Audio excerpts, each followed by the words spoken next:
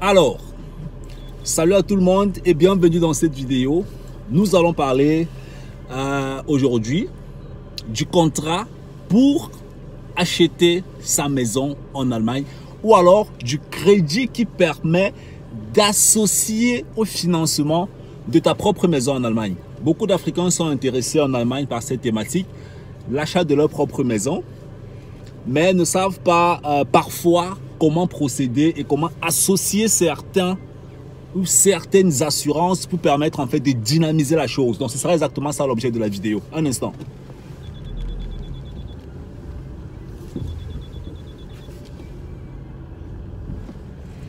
Ouais, là je suis en train d'aller à la maison manger parce que mon bureau n'est pas loin de la maison. Donc là je suis au bureau, la maison n'est pas loin. Voilà, je peux aller à midi ou à 14 h manger à la maison. C'est bien, hein?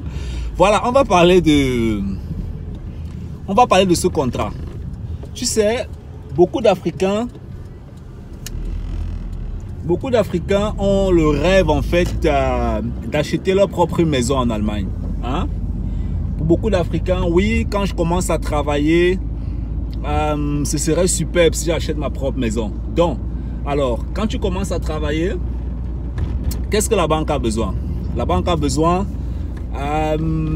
des relevés de paiement. Voilà, que tu sois dans une entreprise. Ça, c'est si tu veux payer ta maison comme un salarié. Hein? Si tu veux payer ta maison comme un entrepreneur, peut-être tu peux payer cash.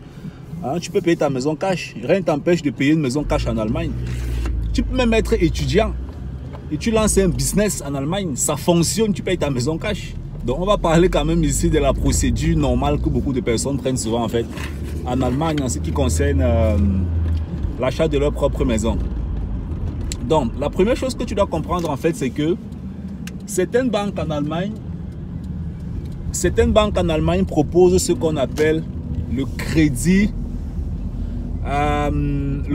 de préfinancement. Je vais appeler ça un crédit de préfinancement. Parce qu'il y a le financement définitif et il y a le préfinancement. Le préfinancement, ça veut dire quoi? Tu peux déjà le faire même en étant étudiant. Tu vas dans une banque et tu vas dire à cette banque que je veux ouvrir un compte. Et le compte là, en fait, ce sera ce qu'on va appeler un compte d'épargne pour construction. En allemand, on appelle ça le Bausparvertrag. Un compte d'épargne pour construction. Ou alors le Bausparvertrag. Et ce compte d'épargne pour construction a exactement pour but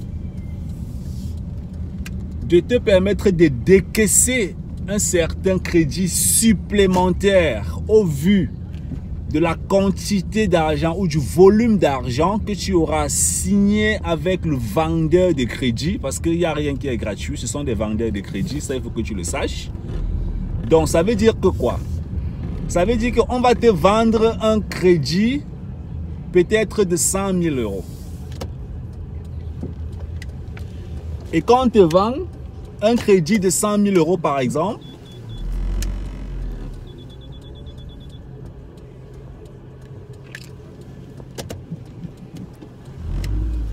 quand on te vend un crédit de 100 000 euros,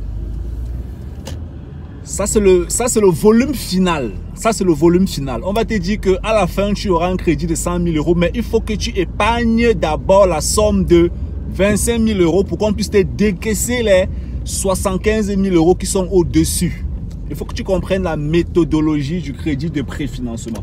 Mais tu n'as pas encore la maison. Tu n'as pas encore la maison. Tu es encore en train de préfinancer la maison.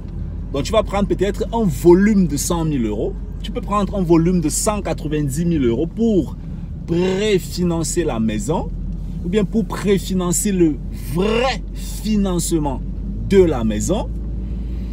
Et tu signes ce contrat avec les banques, il y a les provisions que tu vas payer, ainsi de suite, c'est monté, c'est descendu, blablabla, blablabla. Et quand tu auras fait toutes ces étapes, la banque confirme, tu signes les papiers et tout, ça va faire à ce qu'au final, tu vas commencer peut-être à épargner 300 euros par mois. Parce qu'il faut que tu épargnes. Hein? C'est un contrat d'épargne en fait que tu signes sans taux d'intérêt. Et il y a des Africains qui disent souvent que oui, la banque m'a dit que j'aurais 5%. C'est des conneries. De nos jours, on ne fait plus vraiment ça. Franchement. Ce sont des grosses conneries. Ça, je veux me être très clair avec vous. De nos jours, on ne fait plus trop ça. Parce que 0,5%, c'est quoi? Tu vas signer un crédit de préfinancement.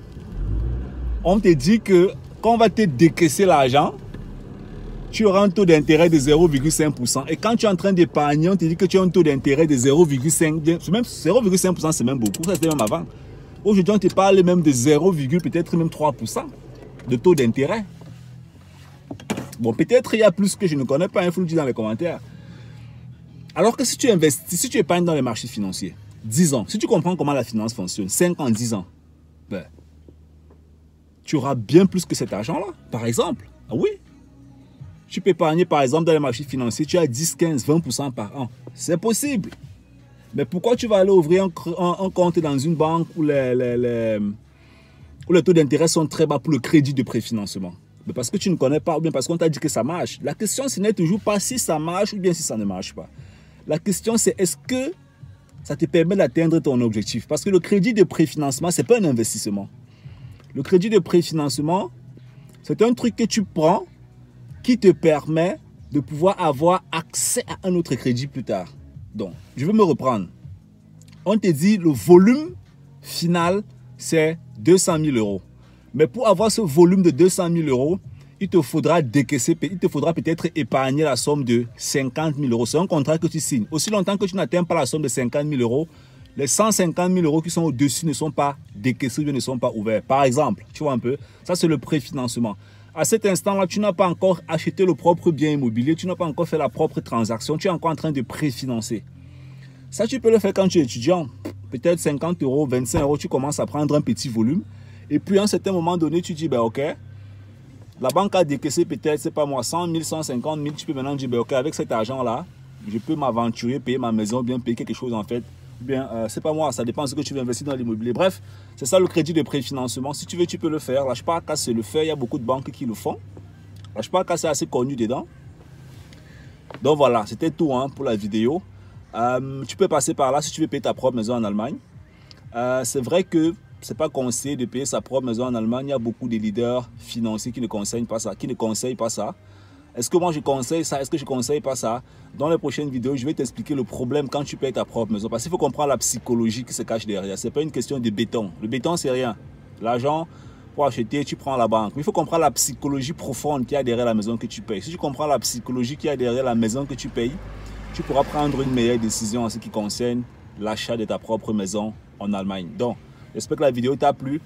En bas, tu as un lien, tu cliques dessus, tu prends un rendez-vous avec nous. Et on sera ravis de voir comment est-ce qu'on peut coopérer avec toi dans le secteur de la finance et des investissements en Allemagne. Ciao, ciao.